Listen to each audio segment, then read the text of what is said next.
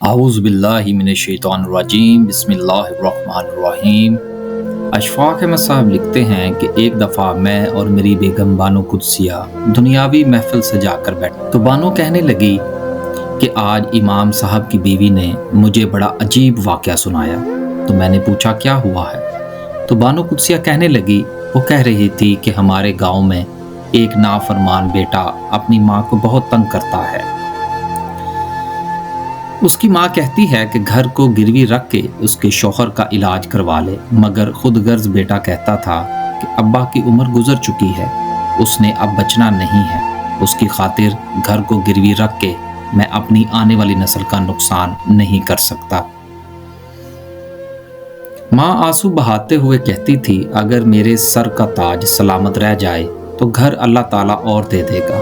بیٹا اپنی ماں کے بہتے آنسو دیکھ کر بجائے اس کے کہ ماں پر ترس کھاتا، الٹا ماں کے بہتے ہوئے آنسو دیکھ کر کہتا کہ اگر رونے سے ابا کی زندگی بچ سکتی ہے تو ساتھ اپنی بیٹی کو بھی بٹھا لو، میرے پاس اس نیم مردہ وجود پر بہانے کے لیے آنسو نہیں ہے۔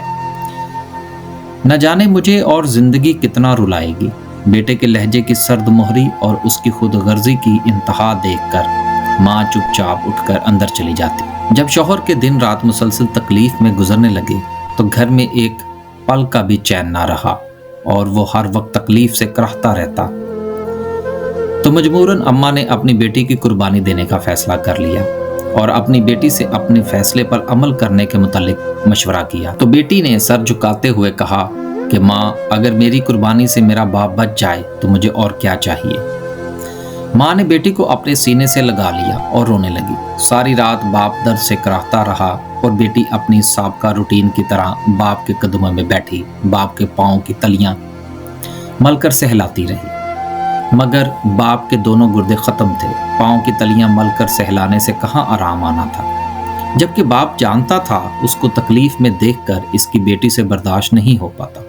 جہاں تک ممکن ہوتا وہ اپنے درد پر قابو پانے کی کوشش کرتا، مگر جب انتہا کی درد ہوتی تو اس کے منہ سے کراہ نکل جاتی۔ باپ کے منہ سے نکلنے والی ہر طرح کے بدلے بیٹی کی آنکھوں سے نکلنے والے آنسو کی تعداد میں تیزی آ جاتی۔ ماں کے کہنے پر اپنی زندگی کی قربانی دینے کے لیے بیٹی تیار ہو چکی تھی، اس لیے باپ کی ہر کراہ کے بدلے وہ باپ کے پاؤں کی تلیاں چوم کر تسلی دیتی تھی کہ بس بابا آج کی رات ہے، انشاءاللہ صبح آپ کو ہسپتال داخل کروا دیں گے۔ باپ اپنی آنکھوں میں ڈھیروں محبت بھر کر اپنی بیٹی کو دیکھتا تھا، مگر شدید تکلیف کی وجہ سے منہ سے نہیں بول پاتا تھا۔ شاید باپ یہ پوچھنا چاہتا تھا کہ میرے گھر میں تو میرے کفن کے پیسے بھی نہیں ہیں، میری بیٹی مجھے علاج کے لیے ہسپتال کہاں سے داخل کروائے گی؟ ماں نے ایک شخص کے ساتھ پہلے سے سود پر پیسے لینے کے لیے بات کر رکھی تھی۔ اس شخص کے دو مطالبے تھے جن میں سے ایک کا پورا کرنا ضروری تھا، یا تو وہ گھر گروی رکھنے کا کہتا تھا، بصورت دیگر وہ کہتا تھا کہ اپنی جوان سالہ بیٹی مجھے نکاح میں دے دے اور ساتھ حلف دو کہ پھر کبھی تم لوگ طلاق کا مطالبہ نہیں کرو گے، اور یہی حلف مجھے کچھ معزز لوگوں کے سامنے چاہیے۔ جب ماں باپ کا لاڈلا بیٹا گھر گروی رکھنے کے لیے راضی نہ ہوا تو مجبوراً وہ اپنے شوہر کو اپنے سامنے یوں تڑپتا دیکھ کر برداشت نہیں کر سکتی تھی، اس لیے اپنی بیٹی کے سامنے سود پر قرض لینے کی شرط رکھی۔ بیٹی نے اپنے باپ کی خاطر قربانی دینے کا فیصلہ کر لیا اور سود کا کاروبار کرنے والے اس شخص کے نکاح میں جانے کے لیے راضی ہو گئی۔ یوں اس کے باپ کو سود پر رقم لے کر ہسپتال داخل کروا دیا گیا۔ ہسپتال میں گردوں کے ٹرانسپلانٹ کا فیصلہ ہوا۔ اب گردے خریدنے کی یہ کوئی سکت نہیں رکھتے تھے، لہٰذا ہسپتال میں باپ چند ہفتے سکون اور ادویات کے زیر اثر زندہ رہا اور پھر اس دار فانی سے کوچ کر گیا۔ بیٹی کی قربانی اپنے باپ کی زندگی کو تو نہ بچا سکی، مگر اس کی قربانی نے یہ ثابت کر دیا کہ وہ ابراہیم علیہ السلام کا بیٹا تھا جو باپ کے حکم پر قربانی کے لیے تیار ہو گیا، ورنہ آج کے دور میں جتنی قربانی بیٹی والدین کے لیے دیتی اتنی کبھی بھی بیٹا نہیں دے سکتا۔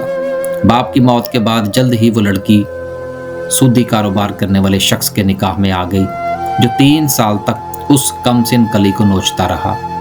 اگر لڑکی اس سے رحم کی بھیک مانگتی تھی یا کسی دن حق زوجیت ادا کرنے سے انکار کرتی تھی تو وہ شخص شیطانی روپ دھار کر نہ صرف اس سے زبردستی اپنی ہوس پوری کرواتا بلکہ شراب کے نشے میں دھت ہو کر اسے جانوروں کی طرح مارتا بھی تھا۔ کئی بار شوہر کے تشدد کی وجہ سے وہ گھنٹوں بے ہوش رہتی تھی، مگر اس کے باوجود اس کی زبان پر کبھی شکایت نہیں آئی۔ اپنے باپ کے چند دنوں کے سکون کی خاطر اس نے اپنی زندگی کا سکون بیچ ڈالا، اور آج بھی اپنے اس فیصلے پر وہ مطمئن تھی۔ کچھ عرصہ قبل سودی کاروبار کرنے والے اس کے شوہر نے جوئے میں کثیر رقم ہار دی اور رقم کے بدلے جیتنے والے جواری کو اپنی یہ بیوی پیش کر دی، کیونکہ وہ جانتا تھا کہ اگر یہ انکار بھی کرے گی تو وہ زبردستی اسے جواری کے حوالے کر دے گا۔ لڑکی کے بھائی کو اپنی بہن سے کوئی غرض نہ تھی اور بوڑھی ماں کا اس شخص کو کوئی ڈر نہ تھا، کیونکہ وہ جو شخص سودی کاروبار کر کے خدا سے جنگ مول لے چکا تھا، اسے ایک بیوہ عورت یتیم بچی کا کیا خوف ہو سکتا ہے۔ اس نے اپنی بیوی کو زبردستی جواری کے حوالے کر دیا اور ساتھ ہی کہہ دیا کہ زندہ یا مردہ یہ ہر حال میں اب تمہاری ہے، اس کا والی وارث میں ہوں، اس کو اب تمہارے سپرد کر رہا ہوں، تم جیسے چاہو اس کے ساتھ سلوک کر سکتے ہو۔ سامنے والا جواری بھی درندہ ہی تھا، وہ بھی انسانی روپ میں چھپا ہوا شیطان تھا۔ اس نے پہلی ہی رات لڑکی سے جنسی ہوس مٹانے کی کوشش کی اور لڑکی کے انکار پر اسے چارپائی کے ساتھ باندھ کر بیلٹ اور ڈنڈوں کی مدد سے مار مار کر جان سے ہی مار دیا۔ مردہ حالت میں وہ لڑکی 3 دن تک اسی طرح بندھی رہی۔ 3 دن بعد جب اس کی لاش سے تعفن اٹھنے لگا تو لوگوں نے پولیس کو اطلاع دی۔ پولیس نے آ کر لڑکی کی لاش کو قانونی کارروائی کے لیے پوسٹ مارٹم کے لیے بھیج دیا اور ساتھ ہی اس کے ورثہ کو ڈھونڈنا شروع کر دیا۔ پوسٹ مارٹم کے بعد لڑکی کی لاش جب اس کی ماں کے حوالے کی گئی تو اپنی بیٹی کا زخمی وجود مردہ حالت میں چارپائی پر پڑا دیکھ کر دماغی توازن کھو بیٹھی۔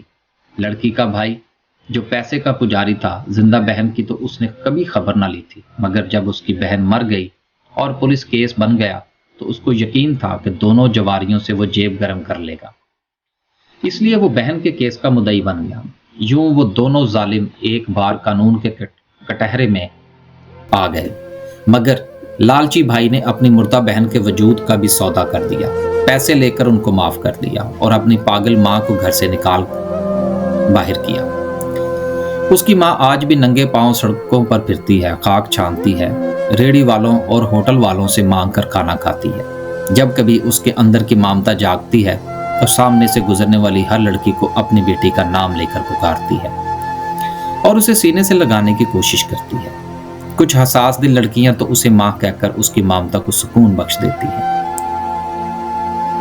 مگر زیادہ تر لڑکیاں اس کے حوالے سے ڈر کر بھاگ جاتی ہیں کہ یہ پاگل ہے، کچھ بھی کر سکتی ہے، اور وہ عورت وہیں بیٹھ کر رونے لگتی ہے، روتے ہوئے کہتی ہے کہ میں نے اپنے شوہر کو بچانے کی خاطر اپنی بیٹی کو قربان کر دیا، مگر اب نہ میرے پاس شوہر رہا نہ میری بیٹی۔ کاش خدا نے مجھے بیٹی کی جگہ دوسری بیٹی دی ہوتی تو آج میں گلیوں میں یوں در بدر نہ ہوتی۔ یہ سارا واقعہ سننے کے بعد اشفاق احمد صاحب اور بانو قدسیہ زمانے کی بے بسی پر اس قدر روتے ہیں۔ یہ کس طرح کا دور ہے اور کتنی عجیب اولاد ہے۔ اشفاق احمد صاحب فرماتے ہیں کہ کسی بھی اولاد کے لیے اپنے ماں باپ کی خوشیوں سے بڑھ کر زندگی کا کوئی مقصد نہیں ہونا چاہیے۔ جو انسان ماں باپ کے کہنے پر چلتا ہے دنیا اور آخرت میں سرخرو ہوتا ہے۔ کوئی بھی عقل رکھنے والا شخص اپنے ارد گرد نظر مارے تو اسے اپنے معاشرے میں ماں باپ کی خدمت کرنے والے بہت کم لوگ نظر آتے ہیں۔ بے شک اشفاق احمد صاحب کی تحریریں زندگی بدل دینے والی تحریریں ہیں اور ہمیں ان تحریروں سے بہت کچھ سیکھنے کو ملتا ہے۔ آج کی اس تحریر میں اشفاق احمد صاحب نے معاشرے کے جن پہلوؤں پر روشنی ڈالنے کی کوشش کی ہے اور جن برائیوں کی طرف اشارہ کیا ہے، اللہ تعالی ہمیں ان تمام برائیوں سے معاف فرمائے اور اپنے ماں باپ کے ساتھ نیک اور حسن سلوک کرنے کی توفیق عطا فرمائے۔ ایسی مزید ویڈیو دیکھنے اور سننے کے لیے ہمارے چینل کو لائک اور سبسکرائب کریں۔ اللہ حافظ۔